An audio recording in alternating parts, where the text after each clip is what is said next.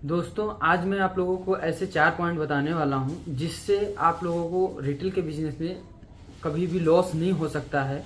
और मेरा नाम आलोक त्रिपाठी है और कंपनी का नाम एचपी फैब्टेक्स प्राइवेट लिमिटेड है। ब्रांड का नाम आप लोग जानते हैं, चैनल देसी मोड के नाम से, ब्रांड नेम भी देसी मोड के नाम से है। हम लोगों की कंपनियां जो है एचपी फैब्टेक्स, ये आप गूगल भी कर सकते हो। लगभग 40 साल हम लोगों को टेक्सटाइल लाइन में हो गया है। और हमारा जो काम है ये रिटेल का और मैन्युफैक्चरिंग का, कुर्ती मैन्युफैक्चरिंग का 9 साल के लगभग हो चुके हैं अभी। तो जो जैसे जैसे हम लोग मैन्युफैक्चरिंग करते आ रहे हैं तो काफ़ी चीज़ें जो है इम्प्रूवमेंट हो गया और अच्छे अच्छे ब्रांड के साथ हमारा टैब भी है, हम लोग उनको काम भी करके दे रहे हैं।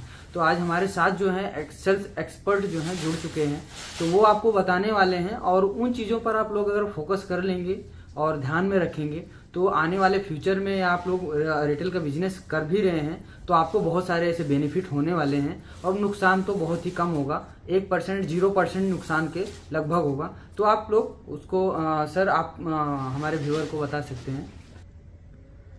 तो जैसा कि आलोक ने बताया, जो मैं आज आपको 4 पॉइंट बताने जा रहा हूँ, सबसे ज़्यादा फायदा उसको है ना जो भी नई दुकान शुरू करना चाह रहा है या जो भी घर से नया बिजनेस शुरू करना चाह रहा है कपड़े का, सबसे ज़्यादा उनको फायदा हो सकता है। तो वीडियो को ध्यान से सुने और एक एक पॉइंट को ध्यान से समझने की कोशिश करें। तो इसमें पहला जो पॉइंट रहता है वो लोकेशन का रहता है कि आपका जो दुकान है या आपका जो घर है उसका लोकेशन क्या है। अगर आप स्टोर की बात अगर मैं करूं तो कभी भी आप स्टोर है ना, चाहे 2,000 5,000 रुपये या 7,000 रुपये का रेंट आपका ज़्यादा लग रहा हो तो भी, या स्टोर आपको थोड़ा सा छोटा मिल रहा हो तो भी, आप लोकेशन हमेशा है ना वही वाला लीजिए जो जहाँ पर लेडीज़ का आना जाना लगा रहता है, जहाँ लेडीज़ का ऑलमोस्ट आना जाना लगा रहता है। क्योंकि वैसे लोकेशन पे होने से क्या फ़ायदा रहता है कि आपको कस्टमर को बुलाने के लिए कुछ भी खर्चा नहीं करना पड़ता। उसका रेंट आप पहले जो एक्स्ट्रा लगता है वो लगता है, लेकिन उसके अलावा का कोई भी तरीके का खर्चा नहीं लगता है। तो ये एक बहुत ही महत्वपूर्ण पॉइंट है। अगर आपके पास फुटफॉल है दुकान के अंदर, रेगुलर अगर आपके पास 20-25 लोग आ रहे हैं डेली, तो आपका कभी भी नुकसान हो ही नहीं सकता। अब जो हमारा दूसरा इंपॉर्टेंट पॉइंट रहता है वो रहता है क्वालिटी। अगर आप कभी भी नई दुकान शुरू कर रहे हैं तो आप हमेशा सिर्फ क्वालिटी प्रोडक्ट्स ही बाय करने पे फोकस रखें। जितने भी आप परचेजर, जितनी भी फैक्ट्री में आप विजिट करें या जहीं कहाँ से भी आप माल खरीदें, आप पहले सस्ते की ओर अपना झुकाव मत रखिए। पहला प्रायोरिटी आप क्वालिटी पे रखिए। क्योंकि जब भी नया ग्राहक किसी नई दुकान में जाता है तो वो यही एक्सपेक्ट करता है कि यार क्वालिटी तो सही मिलेगी ना। अगर क्वालिटी सही होती है ना तो प्राइस तो कोई भी कस्टमर देख के ही लेके जाता है, लेकिन क्वालिटी का उनको अश्योरेंस नहीं मिलता है। तो अगर क्वालिटी अच्छी रहेगी तो वो डेफिनेटली दोबारा आपकी दुकान पे विजिट करेगा। अब क्वालिटी का क्या क्या तरीका है जजमेंट का, कि आपको कैसे पता चलेगा अगर आप नया बिजनेस शुरू कर रहे हो कि क्वालिटी अच्छी है कि नहीं है। तो सबसे पहले आप जब भी कोई भी प्रोडक्ट बाय करो तो उसका फैब्रिक आप देखो कि फैब्रिक कैसा है। आपको फैब्रिक आप टच करोगे 4-5 अलग अलग तरीके के, आप मैन्युफैक्चरर से 4-5 सवाल कीजिए कि इस फैब्रिक में और इस फैब्रिक में क्या फ़र्क है, ये क्यों अच्छा, ये क्यों ख़राब। दूसरी चीज़, आप जो भी फैब्रिक होता है उसके ऊपर एम्ब्रॉयडरी या प्रिंट या फॉइल प्रिंट, कोई तो वैल्यू एडिशन किया हुआ रहता है कुर्ती के ऊपर। वो जो वैल्यू एडिशन किया हुआ रहता है वो उसको आपको चेक करना रहेगा कि वो सही है या नहीं है।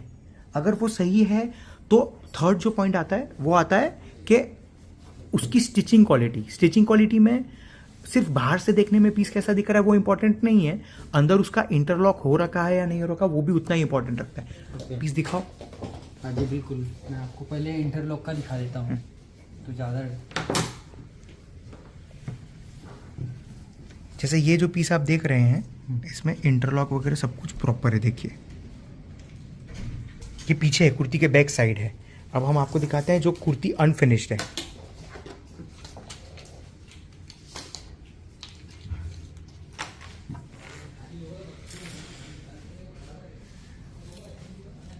ये देखिए, ये कुर्ती में पीछे इंटरलॉक नहीं किया हुआ, खुला हुआ है, ये खुला हुआ है। तो ये क्वालिटी सही नहीं है। जो प्लस दूसरी चीज़ जो क्वालिटी में आपको देखनी रहेगी, आप फिनिशिंग देखेंगे। आप जब कुर्ती देखोगे ना तो आपको फिनिशिंग का आइडिया लग जाएगा। जो सस्ती कुर्तियाँ रहती है 150 रुपये वाली, उसको और 300-400 रुपये वाली कुर्ती को आप जजमेंट करोगे तो आपको आइडिया लग जाएगा। ठीक है, ये तो हो गई क्वालिटी की बात। उसके बाद जो वाइटल तीसरा पॉइंट जो आता है वो है प्राइसिंग का। मैंने अभी आपको बताया कि प्राइसिंग को मत देखना, प्राइसिंग भी बहुत ही इंपॉर्टेंट रखता है, लेकिन क्वालिटी के ऊपर नहीं। क्वालिटी अच्छी होनी ही चाहिए। उसके बाद भी क्वालिटी अच्छी बनाने में भी बहुत सारे मैन्युफैक्चरर अलग अलग टाइप के जो कुछ मैन्युफैक्चरर जो बहुत सही दाम में माल बेच रहे हैं, कुछ मैन्युफैक्चरर लोग हैं जो बहुत ज़्यादा दाम में माल बेच रहे हैं। तो आप हमेशा क्वालिटी के बाद पहले तो क्वालिटी को ध्यान में रखना ही, उसके बाद प्राइसिंग को भी उतना ही ध्यान में रखना है कि भाई प्राइसिंग सही है कि नहीं है। अब प्राइसिंग आपको कैसे पता चलेगा? प्राइसिंग के लिए मैं आपको एक सिंपल सी चीज़ बताना चाहूँगा कि प्राइसिंग कभी भी आप है ना किसी भी मैन्युफैक्चरर के पास जाएं, पहले मैन्युफैक्चरर के पास, तो आप उससे बाय मत कीजिए, उससे आप सारी चीज़ें समझ लीजिए। दूसरे के पास जाइए, तीसरे के पास जाइए, तब आपको ऑटोमेटिकली वो चीज़ें समझ आ जाएगी कि यार ये इतना महंगा क्यों है और ये इतना सस्ता क्यों है। आप उसके बाद आप अगर दोनों से थोड़े थोड़े पीसेस खरीदोगे और आप अपने स्टोर पे ले जाके उसको सब साथ में बगल में रख के देखोगे तो आपको डिफरेंस समझ आ ही जाएगा। चौथा जो पॉइंट है वो सबसे वाइटल पॉइंट है, प्रॉफिट और लॉस का। कोई भी बिजनेस ऐसा नहीं होता जिसमें लॉस नहीं हो सकता, लेकिन रिटेल का बिजनेस एक ऐसा बिजनेस है जिसमें आप लॉस से 100% बच सकते हो अगर आपने अपने डेड स्टॉक पे काबू पाया हुआ है। तो रिटेल के बिजनेस में अगर आप कहीं से भी, अगर आपकी दुकान में 1000 पीस का स्टॉक है तो कभी भी पूरा 1000 नहीं बिक जाएगा, 700 बिकेगा या 800 बिकेगा या 600 बिकेगा या 700 बिकेगा या 800 बिकेगा। तो बाकी जो आपके पीसेस बच जाते हैं वो आपको कंटिन्यूटी में ना ध्यान रखना पड़ेगा कि ये पर्टिकुलर डिज़ाइन जो है ये कभी भी नहीं बिकती है या ये बहुत ही स्लो मूव हो रही है। तो जो भी डिज़ाइन आपको लगे स्लो मूव हो रही है वो डिज़ाइनों की आप रेट्स कम करके या उस पर डिस्काउंट्स लगा के उसको क्लियर करते चलें। आप ये मत सोचिए कि नहीं इसमें तो मेरी कोई कमाई नहीं हो रही है।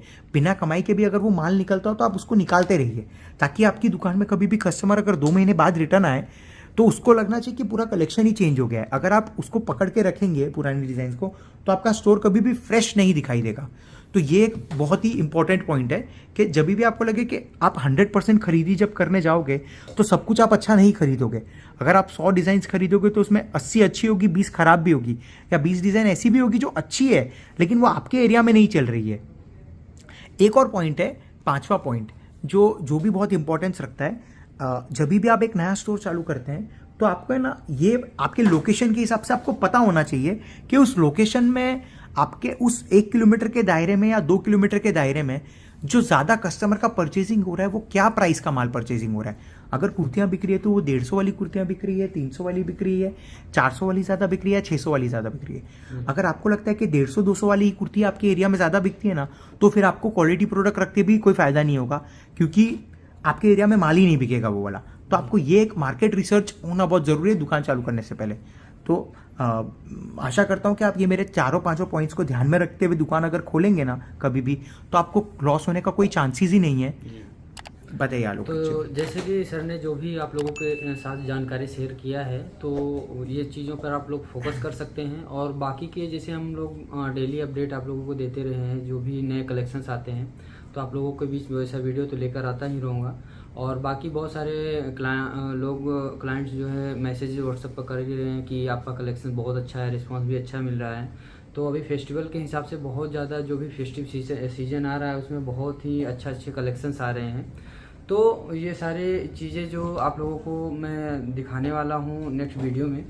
तो मैं आप लोगों को जैसे कि यहाँ पे आप देख सकते हैं सारे कलेक्शंस और पार्सल देख रहे हैं, जैसे कि बैक टू बैक बहुत सारे पार्सल जो लग चुके हैं। यहाँ पर सारे पार्सल रेडी हैं डिस्पैच के लिए। इसमें भी तो बहुत सारा देखें,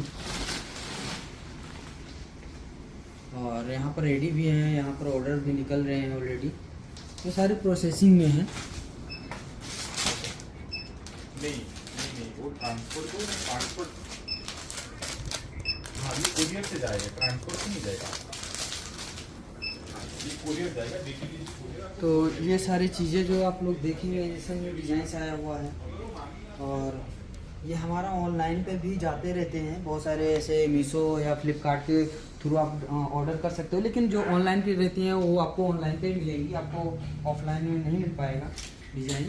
और ये सारे कलेक्शंस हैं जो अभी हाल में ही आए हुए हैं, और इसमें से मैं बहुत सारे डिज़ाइन दिखा भी चुका हूँ और बहुत सारे दिखाना भी बाकी है। तो मैं नेक्स्ट वीडियो जो भी लेकर आऊँगा उसमें आप लोगों को डिज़ाइन सारे दिखाऊँगा। बहुत ढेर सारे कलेक्शंस हैं इसमें, और बाकी की चीज़ें जैसे कि देख रहे हैं आप लोग, डिस्पैचिंग का काम कंटिन्यू चल ही रहा है।